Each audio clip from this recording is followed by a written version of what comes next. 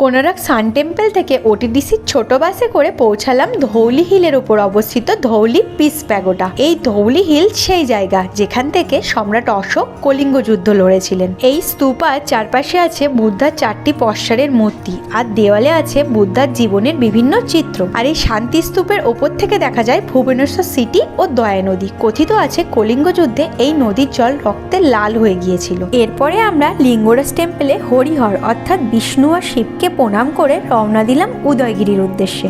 বাস থেকে নেমে কিছুটা রাস্তা হেঁটে যেতে হলো। উদয়গিরিতে 18টি ও খণ্ডগিরিতে 15টি গুহা আছে। মনে করা হয় জৈন সন্ন্যাসীদের থাকা এবং সাধনার জন্য খ্রিস্টপূর্ব 2য় শতাব্দীতে এই গুহাগুলি বানানো হয়েছিল। এরপর পৌঁছালাম নন্দনকানন। এখানে আমরা লাঞ্চ সেরে কিছু খাঁচায় বন্দি পশু পাখি দেখে বাসে করে বেরিয়ে পড়লাম জঙ্গল সাফারির উদ্দেশ্যে। এটা কিন্তু এই ট্রিপের সব থেকে দারুণ অভিজ্ঞতা ছিল। ভিডিও ভালো লাগলে অবশ্যই একটা লাইক করবেন।